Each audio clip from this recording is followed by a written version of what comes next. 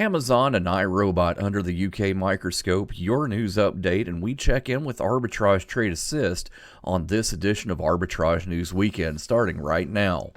Hello and welcome to Arbitrage News Weekend for April the 8th, 2023. I'm Joshua Stark.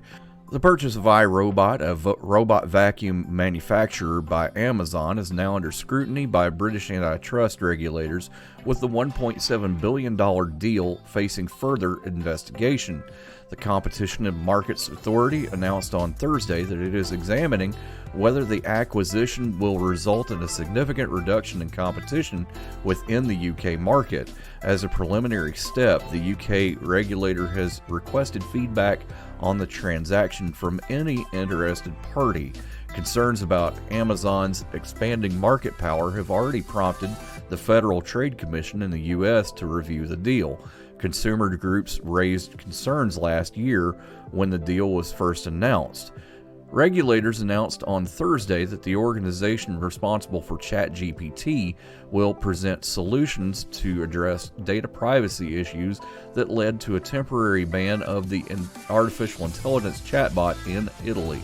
Last week, the Italian data protection authority Garante suspended OpenAI's widely used chatbot and instructed it to cease processing personal information of Italian users while it examines a potential infringement of European Union data privacy regulations. According to experts, this was the first instance of a democratic government banning a mainstream AI platform across the entire country. During a video conference call on Wednesday between OpenAI and executives, including CEO Sam Altman and Garante's commissioners, the company committed to providing remedies to address the concerns. The specifics of these remedies have not been revealed. Arkansas lawmakers move closer to becoming the second state to impose restrictions that critics argue raise privacy and enforcement concerns on Wednesday as they advanced a bill that would mandate parental consent for children in Arkansas to access social media platforms. The House of Representatives supported the limitations by a vote of 82 to 10 with the support of Governor Sarah Huckabee Sanders. The proposal must now return to the Senate, which passed an earlier version of the bill, for one final vote before it can be sent to Sanders' desk. Representative John Eubanks, the House sponsor of the bill, stated it is a bill designed to create a level of protection for our young people before the measure was passed without any discussion. The proposed legislation is similar to the first of its kind law that Utah Governor Spencer Cox signed into law last month. In restaurants, you may have come across waist-high machines that welcome guests, escort them to their tables, serve food and beverages, and transport dirty dishes to the kitchen. Some of these machines have cat-like faces that even purr when petted. The restaurant industry is grappling with whether robot waiters will be the future. The demand for these machines has surged in recent years, with tens of thousands now in use worldwide, as they are seen as a solution to the industry's labor shortages. According to Dennis Reynolds, the dean of the Hilton College of Global Hospitality Leadership at the University of Houston, the adoption of robot waiters is inevitable. The school's restaurant introduced a robot in December, which has not only made the workload lighter for human staff, but also enhanced service efficiency. More after this on Arbitrage News. Stick around. I'm Smokey Bear, and I made an assistant to help you prevent wildfires. Dude, I've got this. I've been camping since I was 5 years old. But I am a camping influencer. You know what? I'll bet you $5. Assistant Smokey, what is the best way to put out a campfire? To put out a campfire, drown with water, stir, drown again. Then make sure the fire is out cold by feeling with the back of your hand. Wait, really? I'll take the $5. Learn more at SmokeyBear.com. Brought to you by the U.S. Forest Service, your state forester, and the Ad Council. This week's Arbitrage blog includes alternative sources of plastic, the battle for TikTok, and we check up on Arbitrage Trade Assist. All this and more in this week's Arbitrage blog, available now at arbitragetrade.com. Now let's go to the president and CEO of Arbitrage, Mr. Royce Wells, for more. I figured it out. You can never have too much arbitrage. Come on, Barbie. Let's go party. All right, let's talk about plastics. We Yes.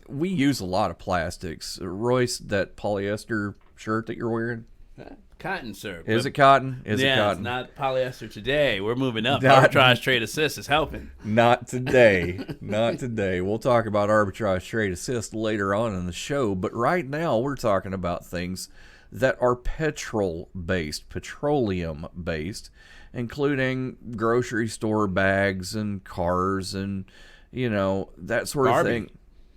Barbie. Yeah, you remember the song. It's fantastic. She's made of plastic. Yes, I do remember the song, Royce. Okay, just wanted to make sure you were on the same page. Yeah, I'm good. I'm good. Okay. So you use oil for a lot of stuff. Petroleum's used in cars and used in many industries and forms, and it's used for tons of things. Yeah. A lot But of things you don't even recognize it in. right. So we know that harmful processors are involved, harmful to the environment, are involved in obtaining and processing oil, or they can be. And it would be nice to have a version of that plastic that may be biodegradable. That would be amazing. Yeah, So is that the next thing we're going to be venturing into? it looks like. Okay, let's go. Ari this week reported on alternative plastics, and scientists would agree with that thought because it's something that they have created. Plastic based on polyethyl cyanoacrylate. Now, That was impressive. for those of you Say that again. For those of you who aren't modelers, that's polyethyl cyanoacrylate. Okay, fair enough. You It's win. the stuff in model glue. Okay. Yeah, Good to know. yeah. Like super glue. Like super glue. It's Okay. absolutely super glue, actually. The Craggle. The crack. That's. Don't you mention that word in this room. All right. This is an ingredient in super glue, and it makes sense because for those of us who have worked in polycyanoacrylate for years, we Now know you're just showing off. we know that it bonds with plastic, but it also creates a mass similar to plastic. Yes. It's basically plastic because it is, it is that same feel.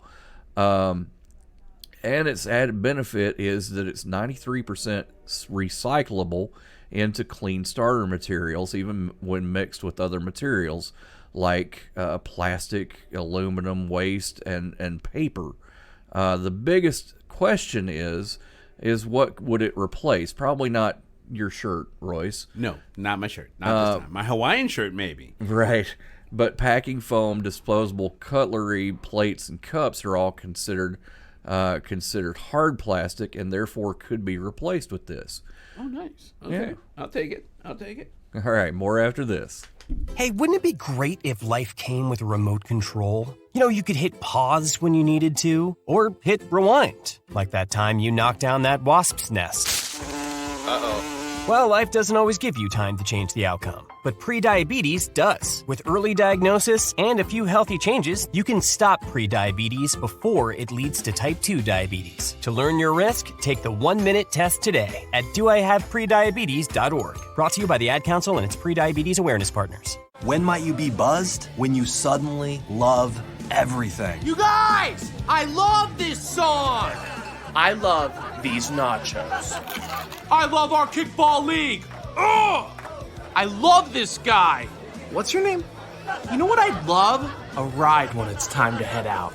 If you see a buzzed warning sign, call for a ride when it's time to go home. Buzz driving is drunk driving. A message from NHTSA and the Ad Council. I love your car. Is this real leather?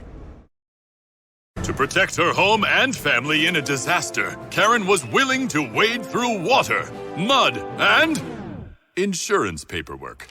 Yeah, I can do this. You go, Karen! By simply understanding and updating what her insurance covers and doesn't cover now, she'll be better prepared no matter when disaster strikes. Learn other simple ways to protect your home and family before a natural disaster at ready.gov. That's ready.gov. A message from FEMA and the Ad Council. WWE and the company that runs Ultimate Fighting Championship will combine to create a $21.4 billion sports entertainment company. A new publicly traded company will house the UFC and World Wrestling Entertainment brands, with Endeavor Group Holdings Incorporated taking a 51% controlling interest in the new company. Existing WWE shareholders will hold a 49% stake. The companies put the enterprise value at UFC at $12.1 billion and WWE's value at $9.3 billion. The new business, which does not yet have a name, will be led by Endeavor CEO Ari Emanuel. Vince McMahon, executive chairman at WWE, will serve in the same role at the new company. Dana White will continue as president of UFC, and Nick Khan will be president at WWE. Together, we will be a $21+ billion live sports and entertainment powerhouse with a collective fan base of more than 1 billion people and an exciting growth opportunity, McMahon said in a prepared statement Monday. He also provided some idea of where the focus of the new company will be, saying it will look to maximize the value of combined media rights, enhance sponsorship monetization, develop new forms of content, and pursue other strategic mergers and acquisitions to further bolster their brands. Ties already exist talent-wise between WWE and UFC, with stars such as Brock Lesnar and Ronda Rousey crossing over between the two businesses. The deal between Endeavor and WWE catapults WWE into a new era after functioning as a family-run business for decades. McMahon purchased Capital Wrestling from his father in 1982 and took the regional wrestling business to a national audience with the likes of wrestling stars such as Andre the Giant, Hulk Hogan, and Dwayne "The Rock" Johnson. The company, which changed its name to World Wrestling Federation and later World Wrestling Entertainment, hosted its first WrestleMania in 1985. McMahon, in an interview with CNBC, addressed the notion that there was doubt among some WWE fans and industry experts that he would ever make a deal for the business. It's the right time to do the right thing, and it's the next evolution of WWE, he said. The announcement of the WWE sale arrives after McMahon, the founder and majority shareholder of WWE, returned to the company in January and said it would be up for sale. Rumors swirled about who would possibly be interested in buying WWE, with Endeavor, Disney, Fox, Comcast, Amazon, and Saudi Arabia's Public Investment Fund all in the mix. McMahon acknowledged to CNBC that there were several suitors for WWE, but that combining with Endeavor was the right move. It makes all the sense in the world for these synergies that we have to extract all the value we can out of the marketplace, he explained. Media industry analysts view WWE as an attractive target given its global reach and loyal fan base, which includes everyone from minors to seniors and a wide range of incomes. The company held its marquee event, WrestleMania, over the weekend. Last year, WWE booked revenue of $1.3 billion. The company is also a social media powerhouse. More after this on Arbitrage News. Stick around. Sometimes I just cannot believe all the storms we've gone through here. I can only hope that we'll be able to leave this house to you one day, baby. You're our legacy. Planning for these disasters will make sure we're safe, and is the best way to protect that legacy. You know what? We should make an emergency communication plan. That way we're ready this year. At my dorm, we have emergency kits for earthquakes and wildfires, but I'm sure there's something more local I can send you with a link. Okay, smart.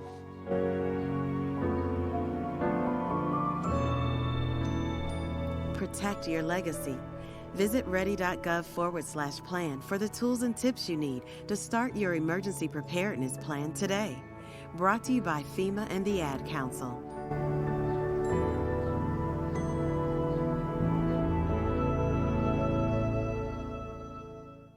Royce, we are on TikTok.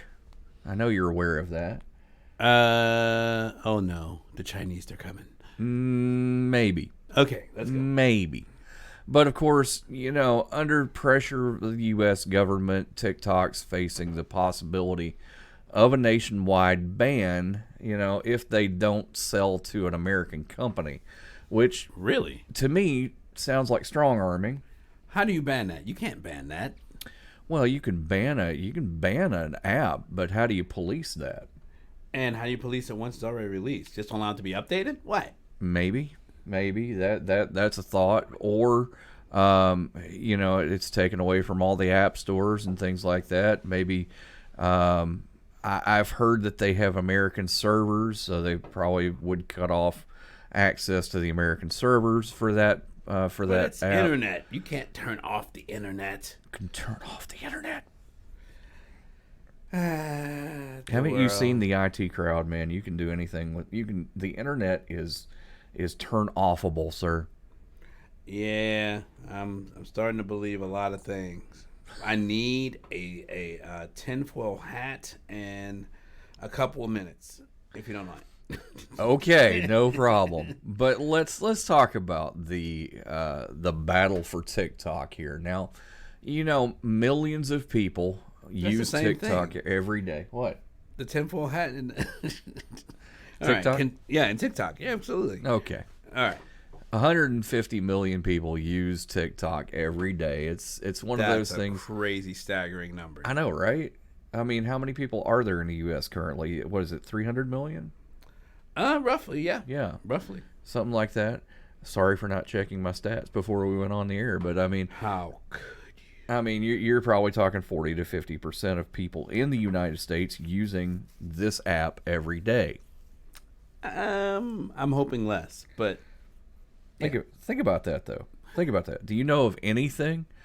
Can you think of anything that 150 million people use every day? Twitter. Well, well. See, gotcha. See, now we're gonna have to research that, but yeah, there are a lot of things I'm sure that 150 million people use, but that's not really the point. The point is that they've been under scrutiny for a while because they have a Chinese parent company called ByteDance. Okay. And they're thinking that they could share sensitive data or push propaganda and misinformation to people. It happens. Well, you've already had the banning of certain shipments of certain technologies to China, and also there is there's a lot of countries that have banned TikTok on government devices, including the United States. Yeah. National security, kind of important. Yeah. And you'd think that this was a big deal, and but is it? Well, it is. It is, but a little known agency is at the forefront of this, and you can read more about that on the blog at arbitragetrade.com. Did you see that Twitter renamed themselves to Doge for about 20 minutes on April Fools? Of course they did. Okay, just want to throw that in there. Oh, Elon. More after this on Arbitrage News. I'm Smokey Bear, and I made an assistant to help you prevent wildfires. Dude, I've got this. I've been camping since I was 5 years old. But I am a camping influencer. You know what? I'll bet you $5. Assistant Smokey, what is the best way to put out a campfire? To put out a campfire, drown with water, stir, drown again. Then make sure the fire is out cold by feeling with the back of your hand. Wait, really? I'll take the $5. Learn more at SmokeyBear.com. Brought to you by the U.S. Forest Service, your state forester, and the Ad Council. Why was the basketball court all wet? Because the players kept dribbling on it. The dad joke. Corny, grown-worthy, but also one of the simplest ways to share a moment with your kids. What did the buffalo say when he dropped his son off for school? Bye, son. So take a moment to make your kid laugh, because dad jokes rule. Make your kid laugh today. Go to fatherhood.gov. Brought to you by the U.S. Department of Health and Human Services and the Ad Council. Companies from toothpaste makers to even discounters are adding more premium items like designer body creams and services as they reach out to wealthier shoppers who are still spending freely even in the face of higher inflation and a volatile economic environment. Think $10 toothpastes and $90 creams on supermarket shelves. Retailers and consumer product companies felt justified in raising prices to offset higher costs from gnarled supply chains and Russia's war in Ukraine last year. But as those financial pressures ease, some are looking for new ways to pump up sales and profits by focusing on premium items amid an overall sales slowdown.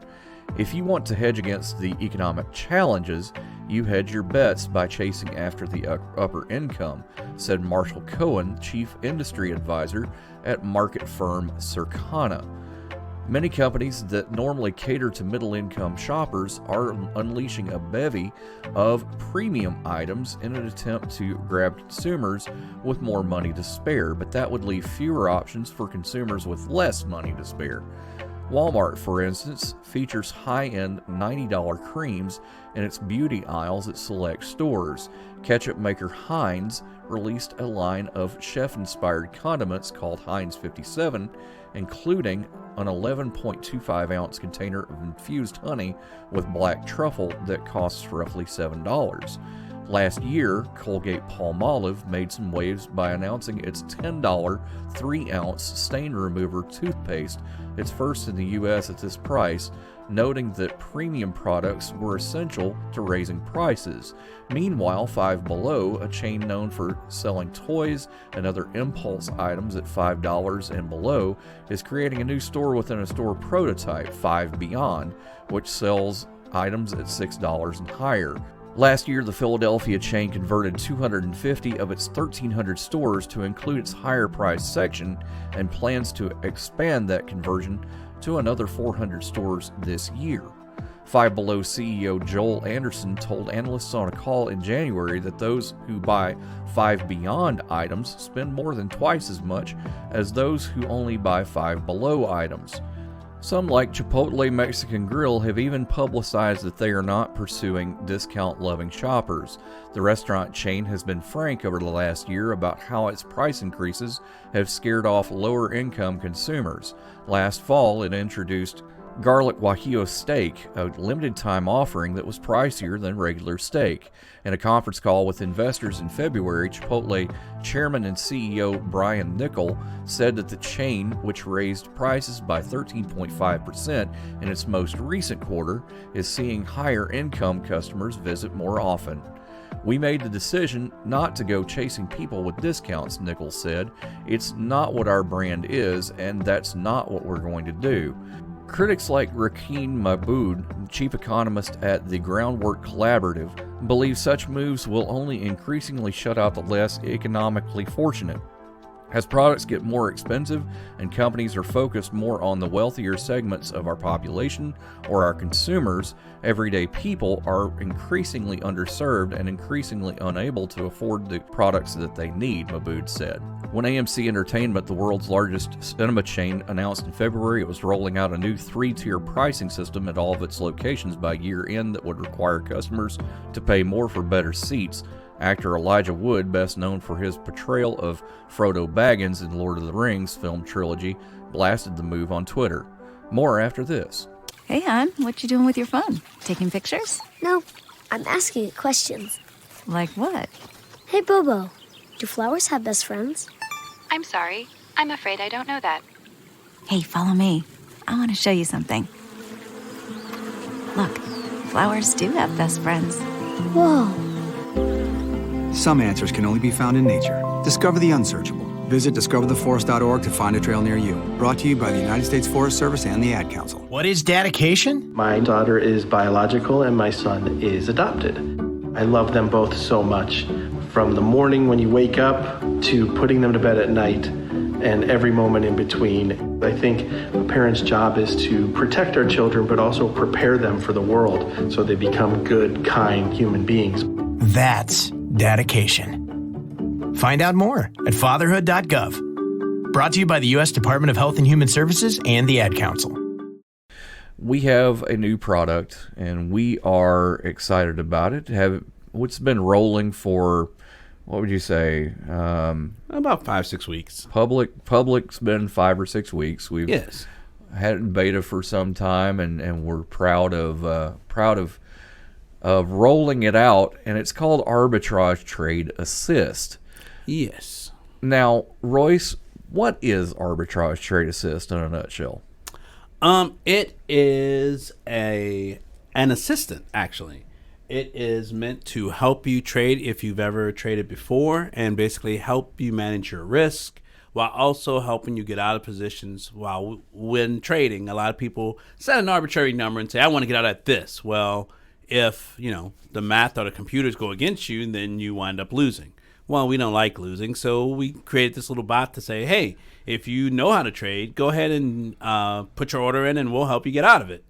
But if you've never traded before at all, it also is there to give you training wheels, so that way you can basically experience the joy of making and earning money while trading without all of the additional Tums and Rolaids that come with trading.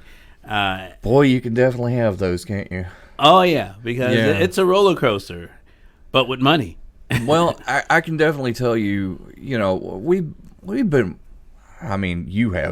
you've been working on this for a better part of 10 years. Yes, sir, I have. And this is been fun. Kind of a culmination. It's been scary a couple times, Oh, too. yeah. It's been not scary. all fun. It's been scary, but we've taken the licks, so you don't have to. Pretty much. And that's what the Trade Assist is about. It's taking the knowledge and the algorithms that we've developed and the emotion out of it, and absolutely removing the emotion that comes with trading. If you don't want to touch it, you don't have to touch it. Pretty much. That's the whole point. Yeah. Stop watching, start living. Go live your best life. And while we are not financial advisors, and this isn't even a security, so this is commodities. Trade Assist only works in the foreign exchange market. Correct. Trade Assist works on Forex, so you actually have some watches and some things that you can take a look at that tell you, we look at pairs, right? We look at and for people who've never done that, that's countries' currency. So you pair up the Australian dollar with the U.S. dollar, and then basically try to decide if the Australian dollar will gain value, maintain its value, or lose its value versus the U.S. dollar. For example, I'm currently pairing the Great British Pound with the Japanese yen, or the New Zealand dollar with the U.S. dollar, or the Great British Pound with the U.S. dollar. I mean, it's a give and take, basically. Yes. If one goes up, another goes down, and you make money. Yeah, and if they go at the same pace, it doesn't move at all. No, it does not. Yeah, so... Yeah, it takes a lot to look at it and a lot to understand, but we do our best to simplify and make the setup process completely almost hands-free. You just go sign up and connect your brokerage, and the rest is done. Absolutely. Go to arbitragetrade.com now, because we want to help you grow your money. Arbitragetrade.com. And live your best life. Absolutely. Have a great weekend, by the way, and we'll see you on Monday. Arbitrage Trade Analytics, LLC is a privately held research company. Arbitrage Trade Analytics, LLC is solely responsible for the preparation and distribution of the contents of this podcast. The opinions offered in this podcast are for informational purposes only and are not intended to function as investment advice. Seek a duly licensed professional for investment advice. For more information about the informational research and services offered by Arbitrage Trade Analytics, LLC,